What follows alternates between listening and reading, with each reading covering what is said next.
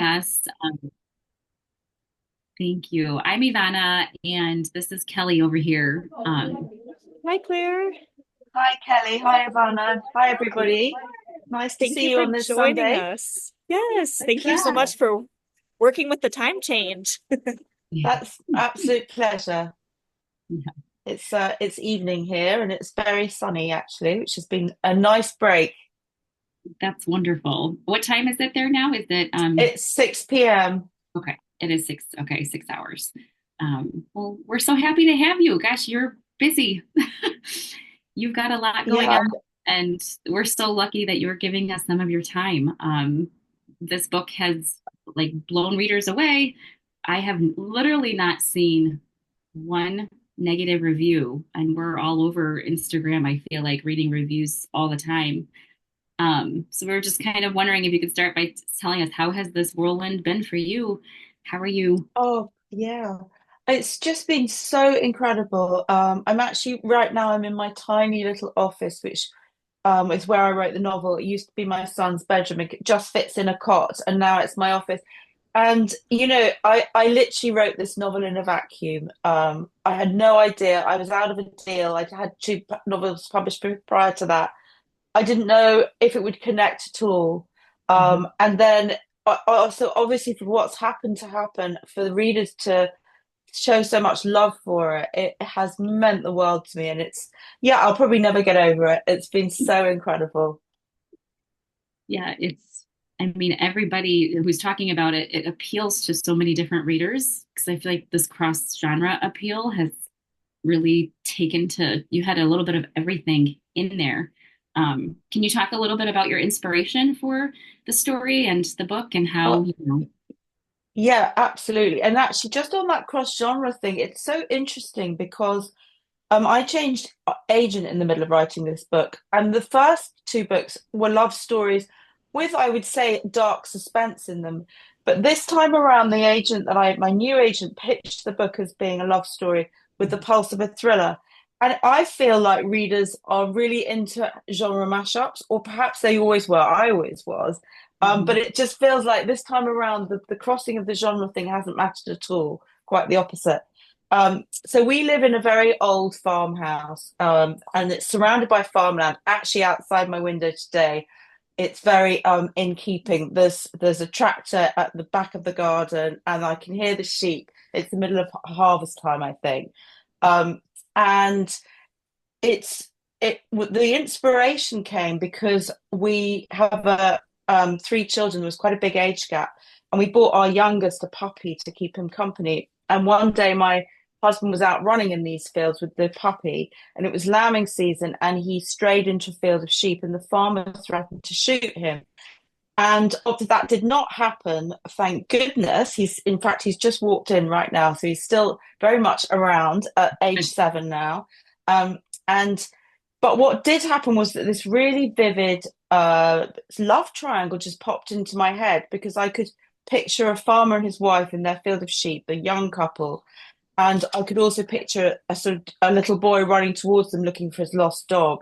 And for some reason, within minutes of talking about it, I thought, gosh, this could be the ultimate love triangle. And I could feel that there was a connection between Gabriel, the first love, and Beth, the farmer's wife. So it just arrived in a moment of sort of thunderbolt inspiration, which it doesn't normally happen to me like that.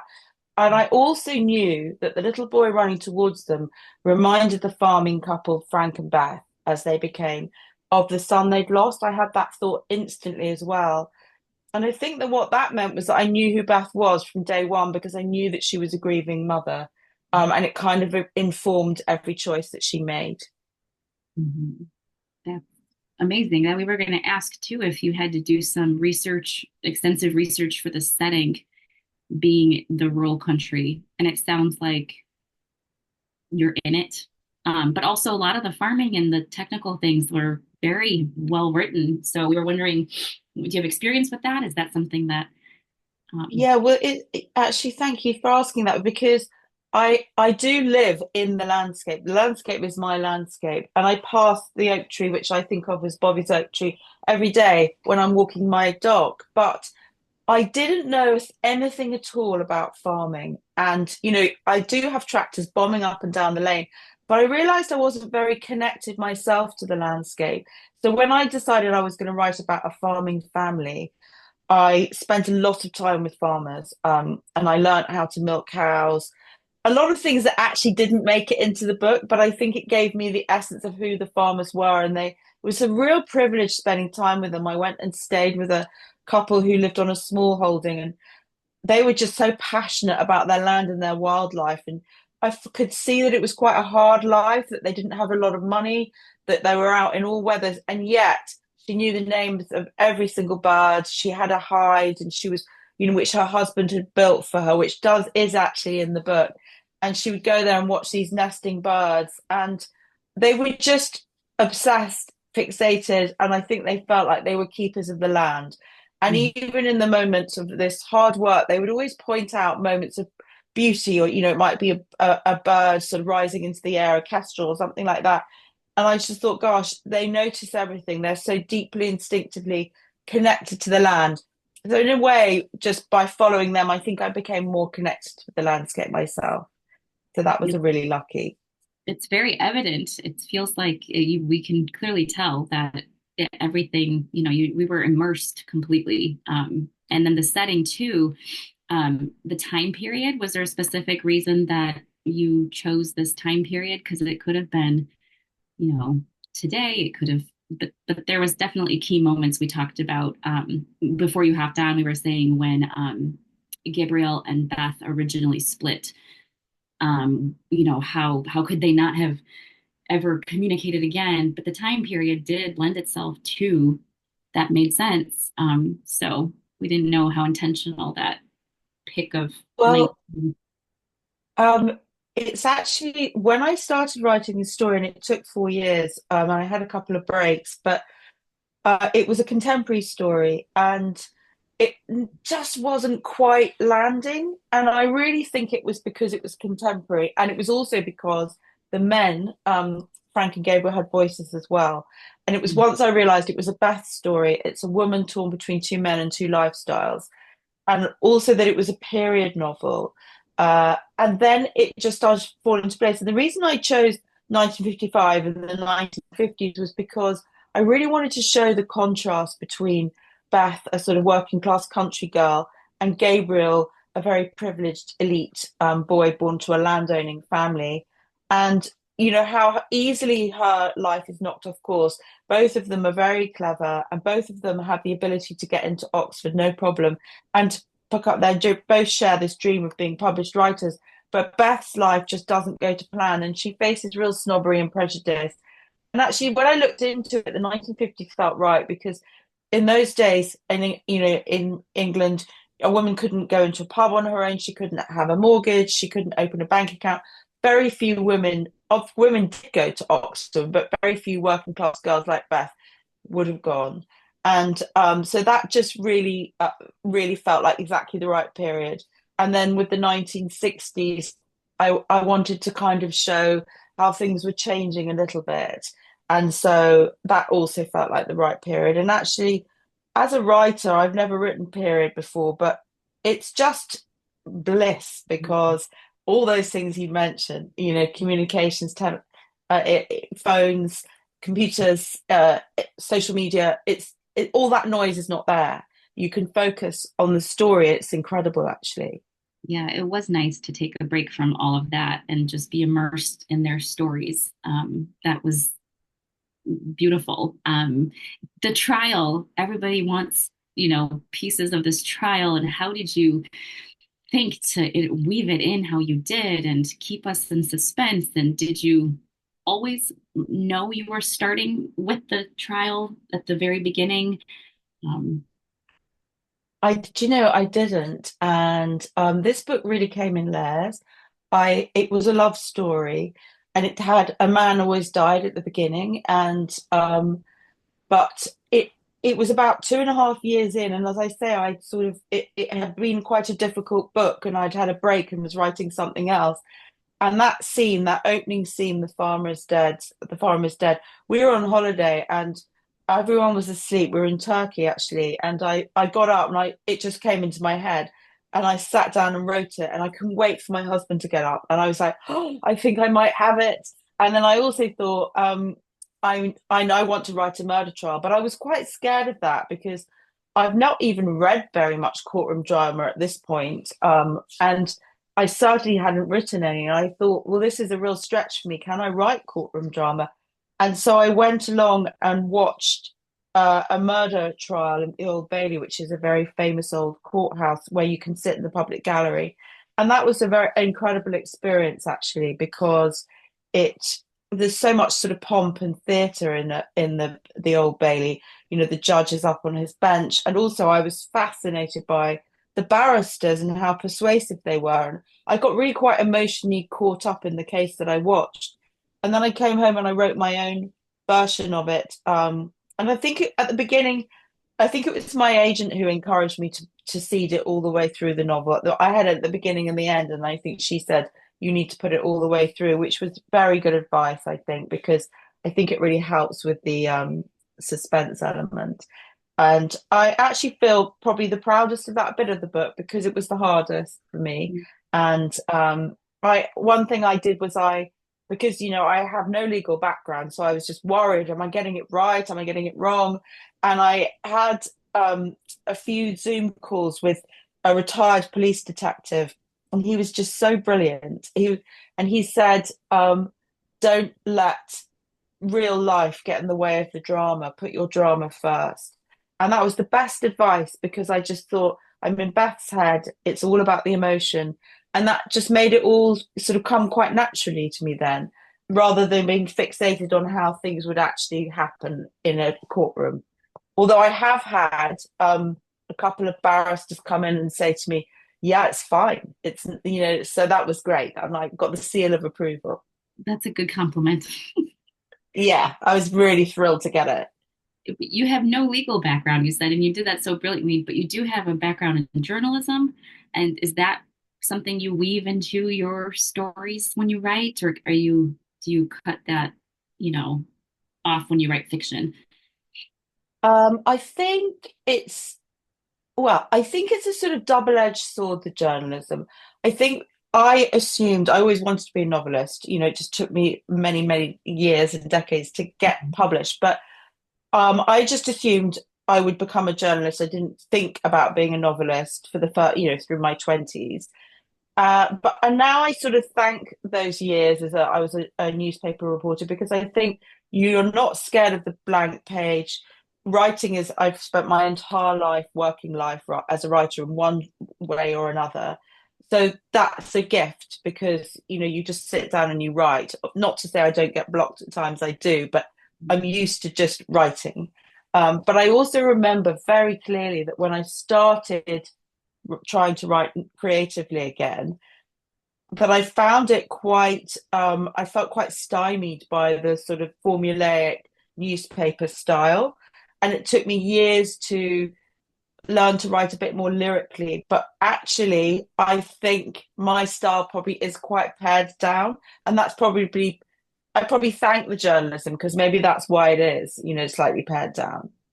Right. And you had, like you said, you had been writing. And what was your journalism background? Was it for the paper? Was it All kinds of things. The last two jobs that I had were for national newspapers. One's called the Mail on Sunday, one's called the Daily Express. I spent quite a lot of time writing financial stories, personal finance, not because that was what I found interesting, really just because it's where I ended up. But I always found a sort of human interest lifestyle element. And my editor would go, yeah, okay, you can write that. So I would always find the sort of human side of it. And then I did spend some time writing just lifestyle features, which I loved. And I actually, when we first moved to Dorset, I set up and ran a website which was called Country Calling. It doesn't go anymore, but that was wonderful because it was about arts and culture lifestyle site. And so I got to go to wonderful restaurants and to go to art galleries and meet artists and writers. And and beautiful beaches, and it was great fun to do. So that was another form of writing which I absolutely loved, and I still write journalism pieces. Usually, it will be maybe to promote the book, but for example, I've been asked to write one about music festivals because my husband works in the music industry, and our children have kind of grown up going to music festivals. So that sort of thing is very fun, and I love to do it still. I love that. The whole family has a part and a role in what both of you do then. That's beautiful.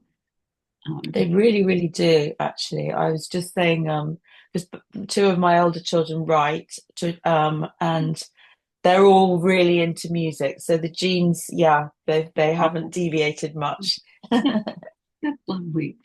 Well, secrets and emotions are huge in this book, and they drive your plot. We were wondering if you could talk about how did you choose to reveal the secrets when you did, because we were all saying the way that you exposed little things here and there and kept us, you know, guessing and hooked until the end must have taken some thought.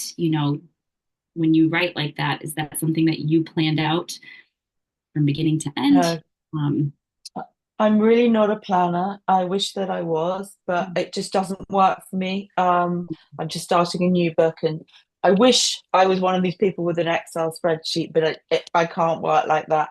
I would say the story changed a lot, and it comes in layers, and I'm a big, huge redrafter, so there were probably 20 drafts, and the secrets and the twists.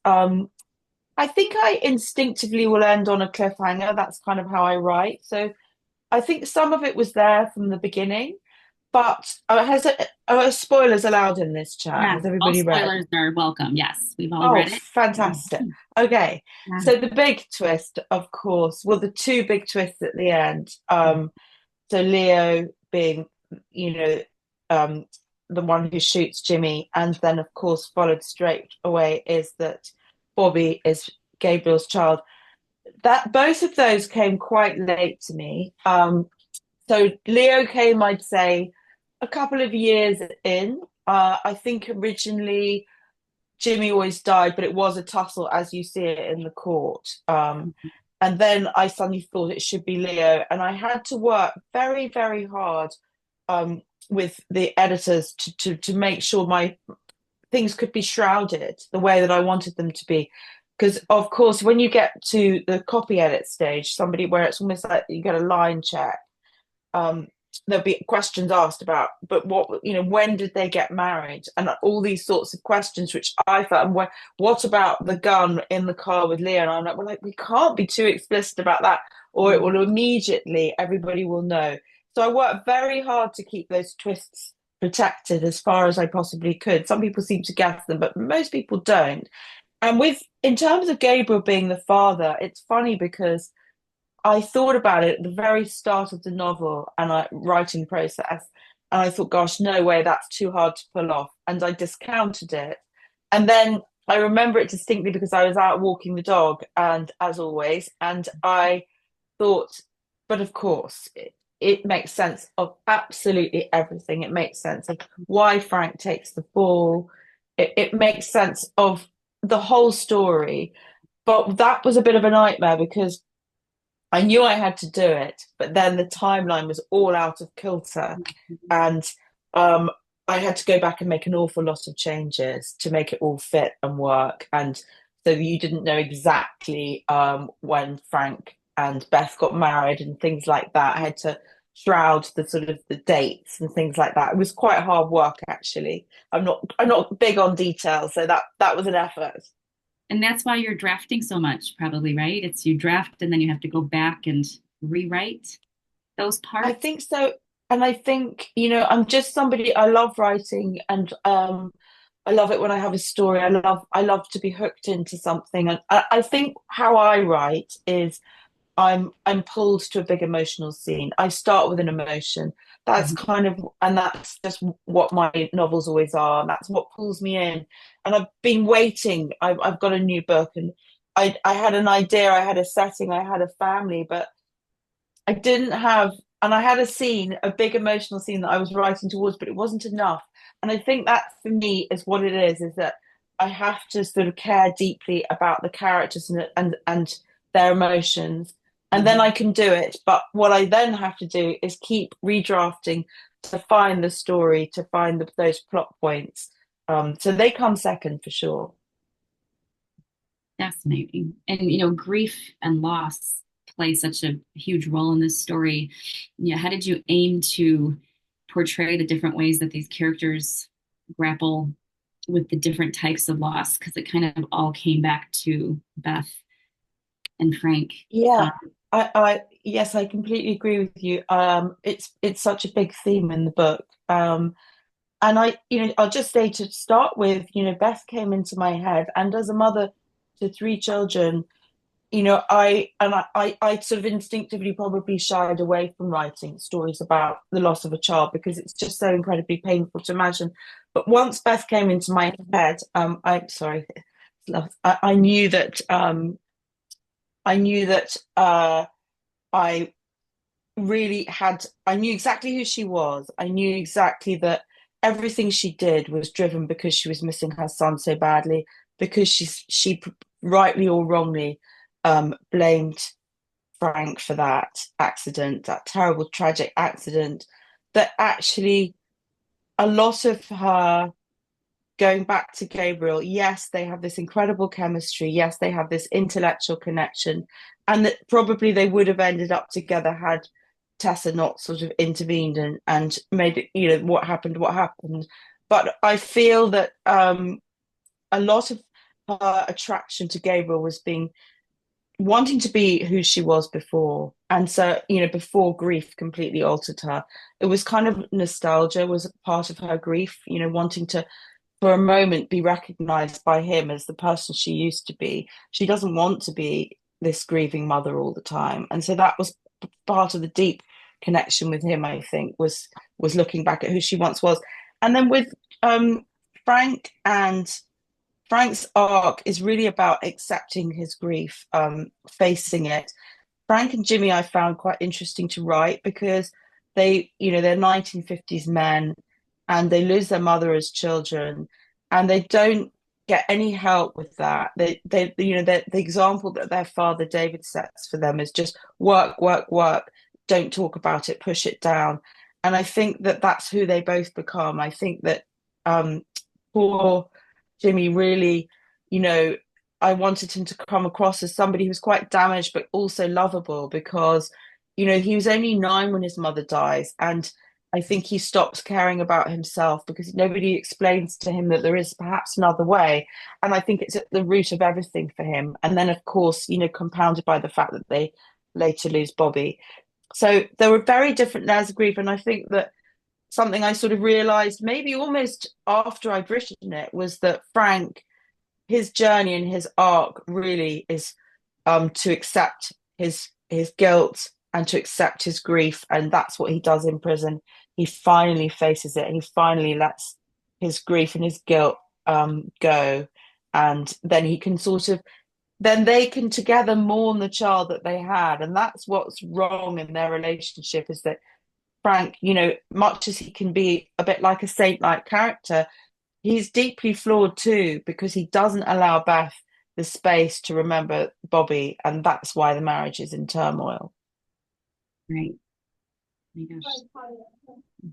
Do you think that Frank, had he, without going to prison and just kind of serving that time, do you think he would have come to a place of absolution for himself, or did he require that time away to really let himself be uh, forgiven for his mistake? Yeah, it's a great question, Kelly. I think he absolutely required it. It was like a penance in a way. I think he felt he had to make reparation for the fact that he was Bobby's father and he didn't save him. And he was, Gabriel's son, and Gabriel never got the chance to know him. So that I think it was essential for him. And I think that that time in prison gave him the space to understand how to grieve. And without it, I don't think he would. Without it, I wonder whether um, Beth and Gabriel might have been together because I think what was really critical to the relationship that Beth and Frank have at the end of the novel was the 6 months while they're waiting for the trial. When they look there, she says, "This is who I am, my warts and all. You need to know every single thing I've done." And they build that very flawed relationship from the ground up. And I think it's that that gives them the chance of success at the end. And it's that that gives Frank the emotional maturity to actually face his pain rather than just blocking it. Yeah, so true. And Angela says in the chat, it's interesting that he wouldn't allow Beth to visit him in prison. But the explanation made sense. Oh yes, that's a really good point. And I think also, he's very honorable, and I think he didn't want it in her head. He wanted it just to be he wanted it to be his penance. Mhm. Yeah. Was Frank always your, you know, at the end, you knew Frank was going to be the one and, the clear love for all of us. I mean, we all couldn't get enough of him. Um, in your eyes, was it always him? Always. It was always Frank, but I have to say, actually Frank, yeah, Frank is definitely sort of probably my favorite character. Frank, when the book was hard, there was a point when my previous agent said, it's not quite landing, you need to write something else. And I was devastated, but she was right, absolutely right. And it was that break that got me to understand how to do it. But the reason I had to go back to it was always because of Frank. And there was one particular scene, which is when he sets fire to the tree stump.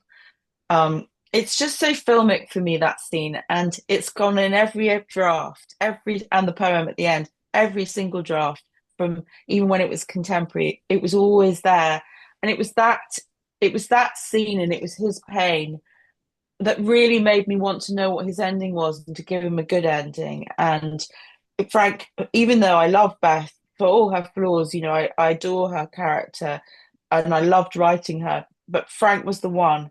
But I have to say that I felt quite torn by Gabriel when I was writing it. There were definitely moments when I thought, oh, you know, I wish she could be with him, or I at least wish she could have a bit longer with him.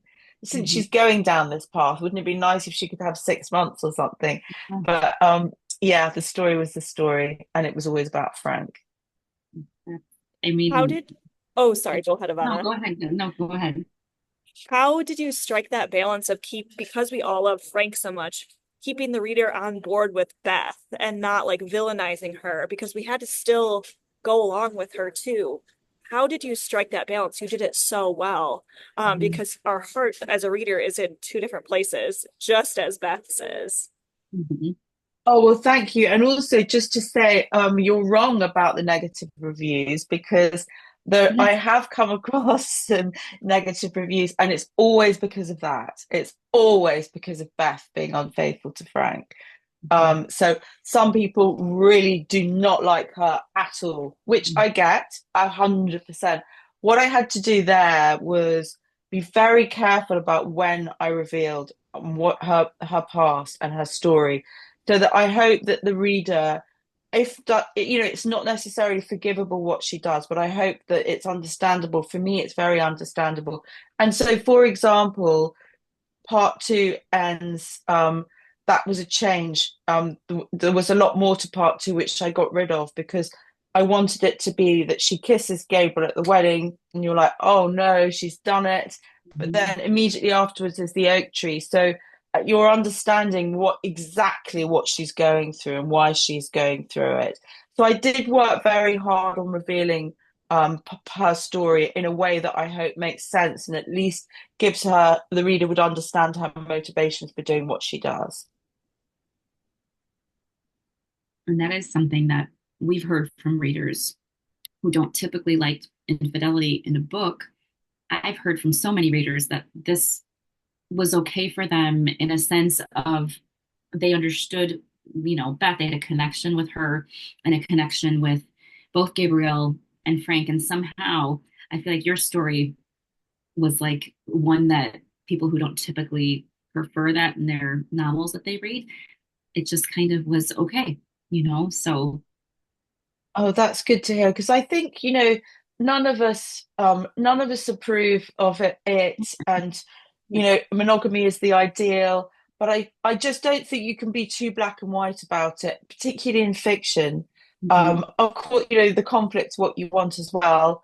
And I just feel it's a really grey area, and Beth has some deep flaws, but she's also very emotionally mature. She's the one person who is trying to process her grief.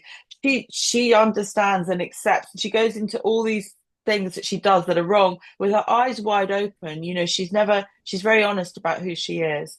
Mhm. So I sort of love her as well because I think she's a survivor, and I think that she gets some serious knocks during the novel, right from the word go, really.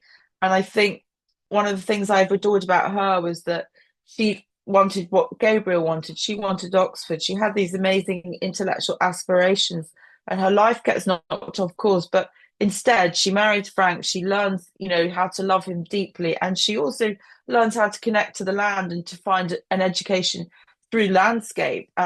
It becomes a real passion for her, becomes who she is as a person. So she's always sort of up for reinventing herself. So I think there's plenty to admire in her, despite her temptations. And even with Frank always being in your mind as the clear sort of quote winner, did you write different endings for Beth? Did she have a different path ever in your drafts? No, she always ended up with him. She always ended up with Frank. There wasn't, as I say, always a trial, but she was always unfaithful. She always had an affair with Gabriel. She always went back to Frank. And one thing that was quite new, and I wrote the ending, but the Leo and Gabriel visiting Frank in prison came quite late, and that was because I felt so guilty about Leo, and I know it sounds crazy because they're not real people, but I didn't want to leave him with the legacy of having killed somebody without at least trying to sort of alleviate his guilt. And so I felt it was really important for him to get to understand how actually the whole thing had helped Frank, and that Frank needed this penance. He needed it to make peace with what he'd done. And that Leo was just a child who got caught up in an adult drama that he was too young to understand. And I really felt so that was a big change, and I felt it was vital. So yeah. And maybe could you talk about Leo a little bit more and how you brought him into the story? Because he could have probably not been there because Gabrielle and her had enough going on already. So bringing in Leo made it even more deep. Yeah, absolutely. He was always there, even in my original drafts, which were contemporary, and it was quite a slightly different story. Leo was always there. He was always like disaffected child who was missing his mother. He was always this motherless boy, and Beth was always this mother who was desperately missing her son. So that they were the pivot from the very beginning. That was the connection, really, was the fact that they're both missing somebody else and they're so drawn to one another, and it Mhm. fills a void for them, but of course it's not the real thing. So he was there from the very beginning, but I did sort of work quite hard on him. I worked quite hard on making his relationship with Gabriel as authentic as I possibly could. Um, and because I wanted Gabriel to be, I think he's a very good father, really, if a bit preoccupied. And with the main thing with Leo really was I wanted him to be angry and acting out, and but also like Jimmy in a way, somebody that you love and you root for, and that you utterly forgive what he does. So he was a very important character, and also, funnily enough, there's a novel which is an English novel, so I doubt many people have read it, but it was called The Go-Between by L.P. Hartley. I think it's set in the 1900s, but I think it was written in the 1950s. And it's always been in the back of my mind. And I always wanted, and that's a story about love across the class divide.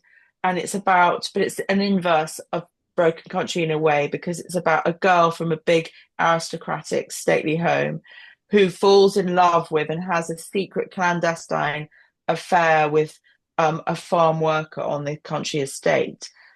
And there's a little boy, and it's crazy this, but I didn't read it while I was for the first 2 years of writing Broken Country. I just remembered it, and I thought I want to do my own nod to that story. But in the go-between, there's a child called Leo, and he delivers letters. So he's like the go-between between the girl and the farmer, and he unwittingly aids this love affair, and it has catastrophic consequences. But it was only like about 2.5 years into writing Broken Country, I read the book again, and I'm like, he's called Leo, and mine was called Leo. So I think Leo was in my subconscious, let's say, Yeah. or all along. But yeah, I hadn't realized how directly I was influenced by that novel. Can you say the name of that book one more time? Yeah, it's called The Go-Between by L.P. Hartley. It's a Okay. wonderful story. Oh, that sounds wonderful. Rebecca had a great question about the cover. Rebecca, did you want to ask? Hello. No? Hi, Yes, Rebecca. hi. I was wondering, for you, so here in the States, authors don't have much say in the cover art. And so of all of your covers, I noticed there were some that were quite different. Was there any that stuck out or had more symbolism for you? And if you had a say Well, in them? that's a really interesting question. You do get say in them, actually. I still think ultimately the publisher, the cover you get, you can sort of push back on things and say, I'd rather have this, I'd rather have that. But I've never had the experience, but I've been very, very lucky because I love all my covers. The oak tree meant a lot to me. And so the Barnes and Noble oak tree, which is just behind me, I always envisaged an oak tree on the cover. And in the Germans have gone with an oak tree, and obviously that edition, I adore the oak tree. So I wouldn't even say it's my favorite. I'm just going to quickly show you my English Goldsboro one, if you can wait 2 seconds. So if you can see that, can you see this Oh, wow. teal and gold?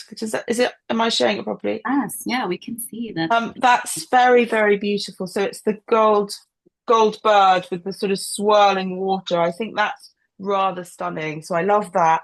But I also really love the Simon and Schuster, the yellowy, the farmhouse. I think it's funny because Mhm. some people have said to me, and I think it's very true. It's like an American version of an English farmhouse. And I know exactly what they mean, but I really think it's beautiful. So I feel I was very, very lucky with the covers. Yes, yeah, Kelly said, where can we order that stunning cover from? The one that you Uh, just showed. oh yes, so it's Goldsboro Books, and which is a wonderful, wonderful bookshop. There are two in England, but they haven't, they're online. So it's Goldsboro, Gold. I could put it in the comments, but it's Goldsboro. So that's how you spell Goldsboro. Yeah, I have. And it's a wonderful, if you go to England, the shop is in Piccadilly in London, and it's a bit like a sort of Harry Potter shop, I think. A Harry Potter bookshop. It's very narrow, and they have these incredible first editions. They've all got spreads, and it's just beautiful. So I was so lucky. It was an absolute dream to get a Goldsboro edition. Wow, that is really something. And then we haven't talked about the title too. I mean, we keep mentioning the country and we keep mentioning the setting and how it plays a role in a small town. And maybe can you just talk a little bit about the title? Was that always Yeah, on the the title again was another thing. It had different titles. I think it was called This Savage Land once, and it was called Savages at the very beginning. Broken Country came to me just out of the blue one day, and I thought that's it. I wanted something poetic. I wanted something that captured the sort of beauty and the brutality of pastoral life, and I felt that Broken Country really does capture that. I feel it on many layers, it sort of worked for me, even though it doesn't tell you exactly what you're getting in the novel. It works for me because Hempston is divided. You know, it's divided between the landowners like Gabriel Wolfe's family, and then the whole of the sort of the rest of the villagers, so the working people. And it's kind of almost like there's this sort of unspoken war between the two, really. So in that way, it's broken. And I also think of a marriage as being like its own country. So for me, it really worked on that level that Beth and Frank's marriage is broken, that's what the story is about.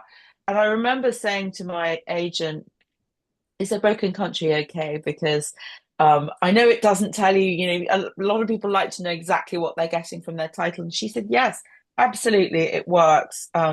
It's fine to have a sort of poetic title for a story of this kind.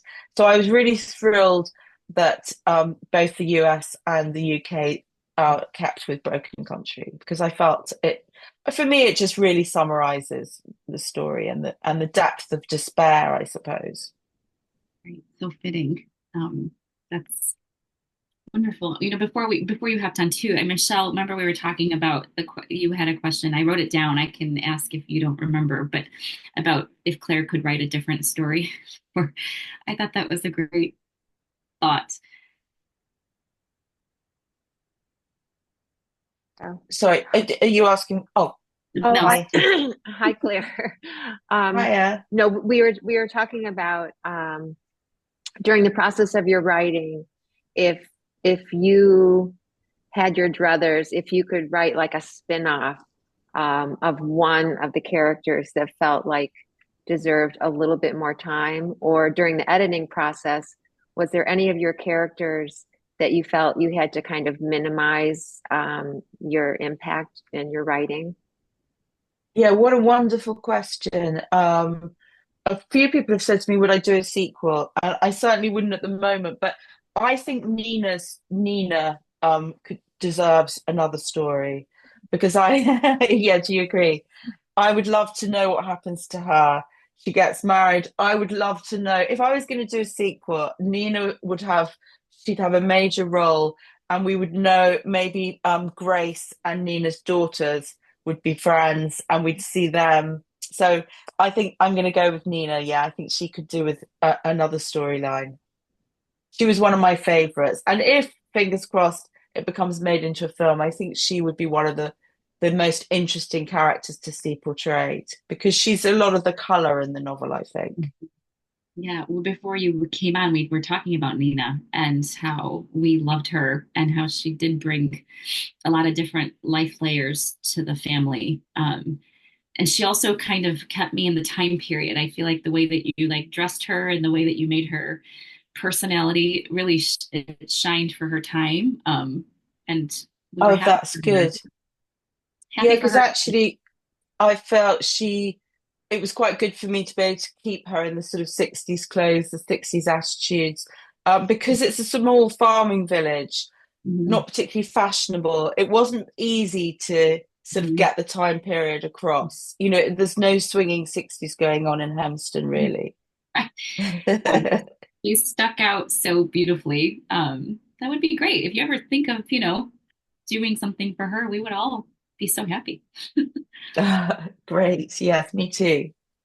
You mentioned, your success with the book and the Hello Sunshine and them, optioning it for a film, and it seemed so soon that they did that. And, are you allowed to talk about, what's going on with that?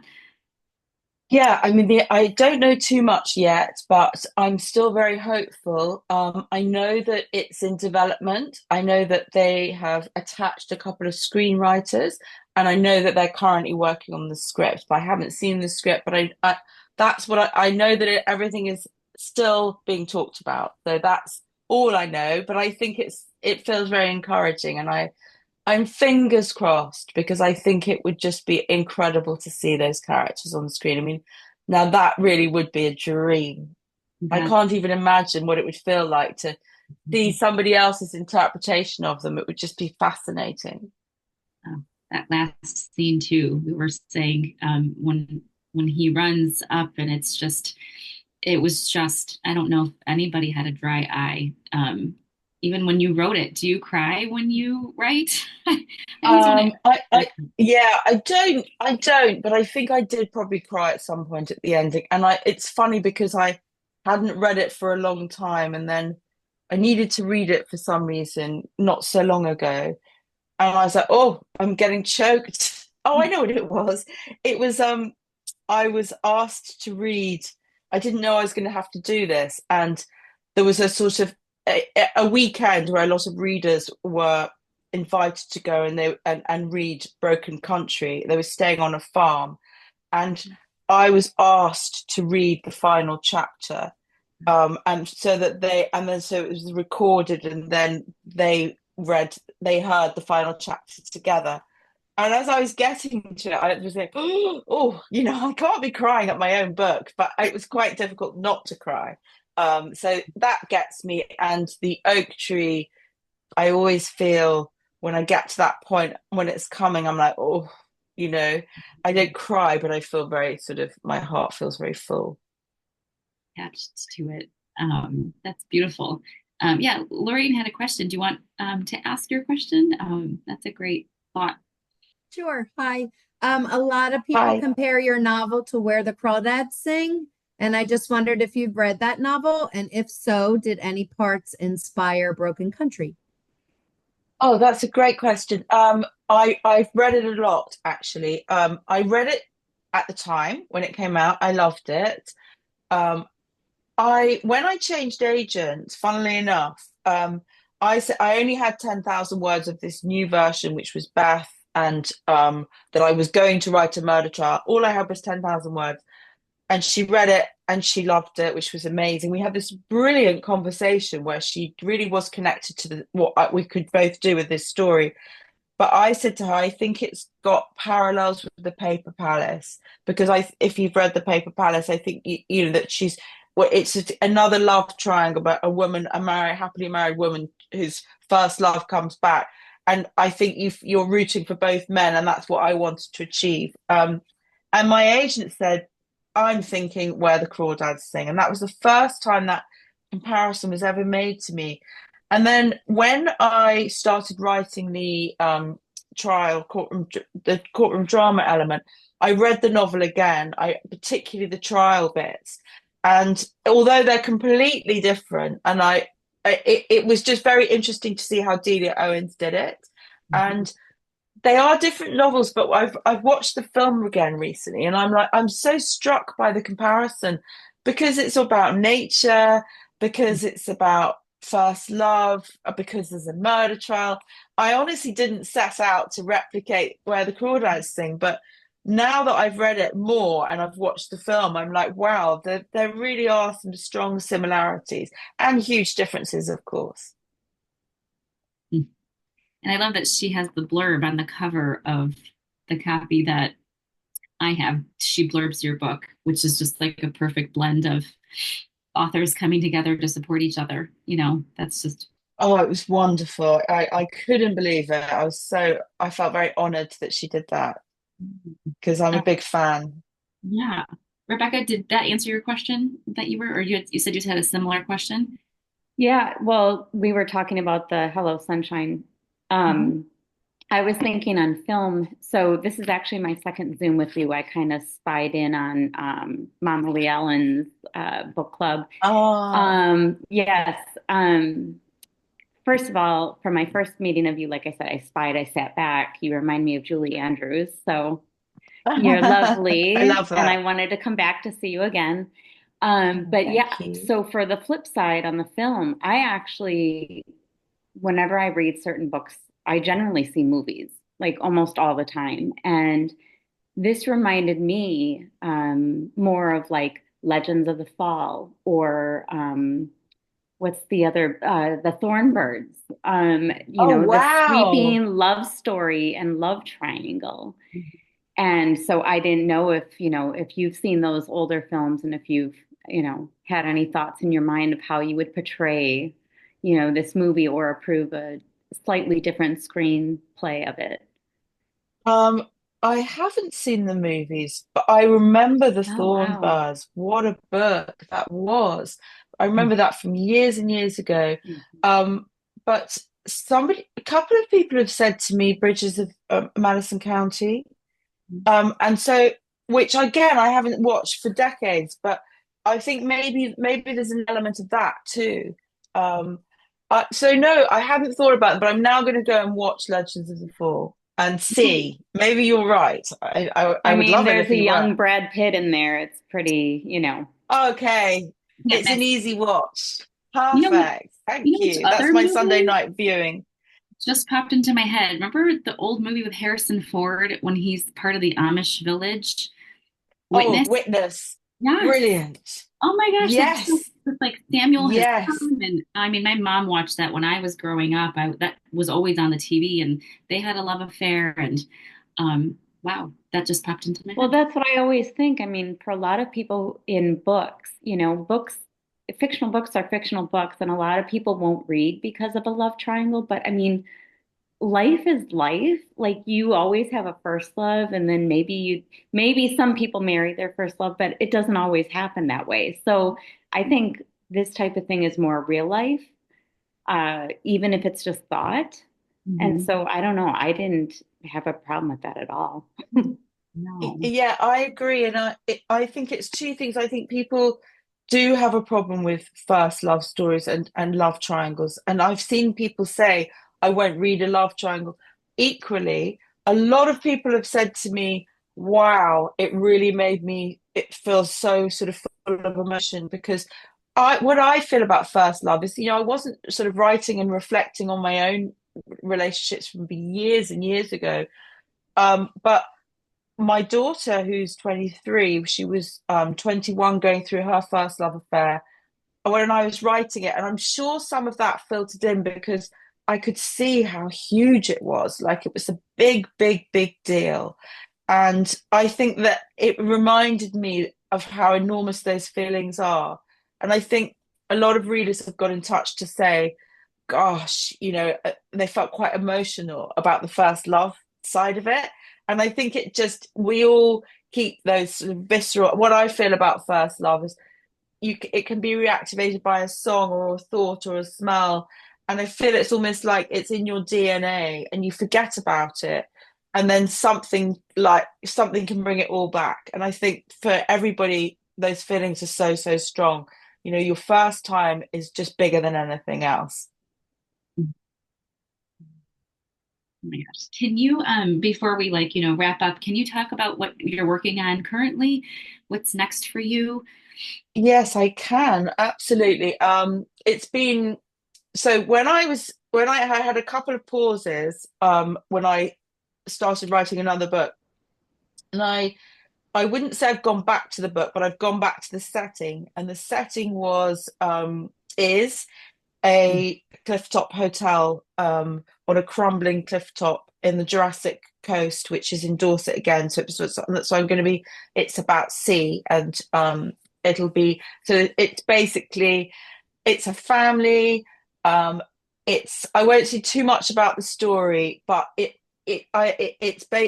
there's a I suppose there's a kind of a love story within a love story, and there's definitely a thriller element, although it won't appear in the same way like the court scenes running all the way through it. It's a passionate love story, and I'm choosing my time period at the moment, and I'm feeling the 60s. It's definitely period. I'm just like 50s, 70s, 60s. But I loved being in that period so much. And for the reasons we discussed earlier, it makes life so much easier, particularly if Mhm. you've got a mystery going on. And I'm just not done with period novels. So it's going to be another period novel. I've just written the opening chapters and sent them to my agent with an outline. So I did actually do an outline because I had to. So I do kind of know the three parts of the story and what's going to be happening to an extent. Mhm. And she really liked them, so I'm feeling quite excited actually. And it's been funny because I just had to have a break from writing Broken Country. And I kept worrying about it because I'm not used to not writing, but my husband kept saying, "Don't worry, it will come. It always comes." And I was like, maybe it won't come. And then suddenly, and I tried three different openings and they just didn't get me. And then suddenly I sat down and I wrote the opening chapter. And it's funny that things can inspire you. Like there's a novel called This Is a Love Story. I'm not sure. I haven't got the book in front of me. She's an American writer. It's beautifully written. And funnily enough, it's absolutely nothing like my new book, but it opens and it's a love story. It's about an old couple and they're looking back, but they're really looking back at what Central Park meant to them. And so you see she goes on this sort of bird's eye view, as well as the long love story. You see all these other things and these other couples that are in Central Park, and it was what I needed to understand how to begin my book, which was the people that go to the hotel. And so it can sometimes be a tiny little spark like that that just sort of is like, oh, okay, I get it now. So that's what happened. So I'm feeling quite excited. We can't wait. That's going to be, Thank you. we'll have it on our radars for sure. And we always like to ask too, if you're reading anything recently that you've been loving that maybe we can add to Oh, our. sure.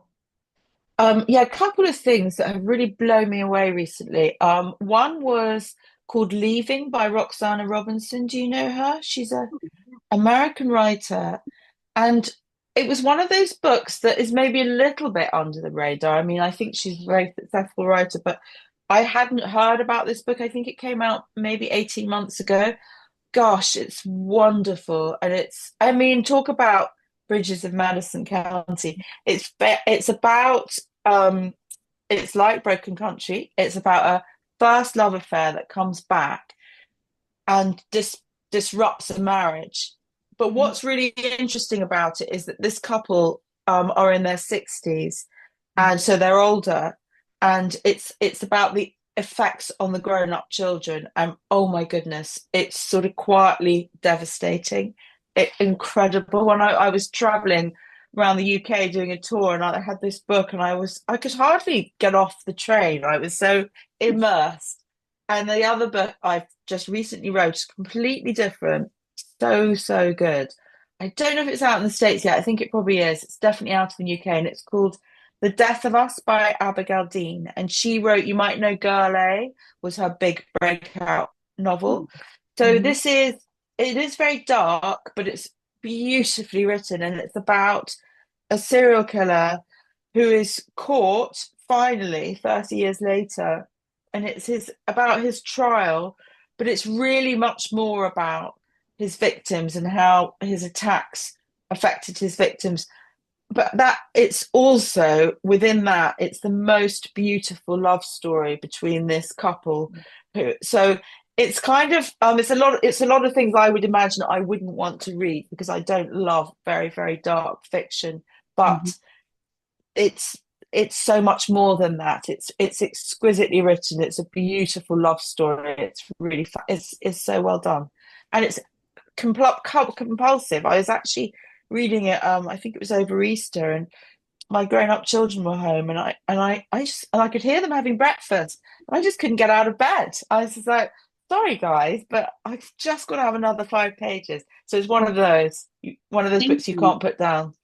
Adding both of those to our list of recommendations. That's great. You're lovely. We're so happy for you. We're just thrilled for everything that you're experiencing, and we wish you just all the best. We always ask if we could take a photo with you at the end, if that would be okay. Of course. And we'd like to hold Yeah, up thank you so much as well. I've had such a lovely time chatting to you. This is a top favorite book of the year for so many readers. So we're very lucky to have you with us. If you have your books, if you want to hold them up, we'll send the names too of the books, because some people are asking the ones you just mentioned. I found them. Shall I hold up my Goldsboro one? Yes, would that be beautiful? Yeah. Kelly said they don't ship, unfortunately. So what a shame. But if you're in England, you must go visit because it's gorgeous. That sounds like something we all need to do. All right, let me get okay, ready? 1, 2, 3, cheese. Okay, we will send you that too, so you can have it. But Thank you. oh, well, thank you for everything, Claire. We wish you the best, and we're going to keep Thank you, an eye out Bella. for everything you've got coming up. Oh, thank you so much. Thanks, everybody, and happy Sunday. It's been so nice talking with you. Have a good night. Thank you, Thank Claire. you. Thank you so much. Bye. Lady.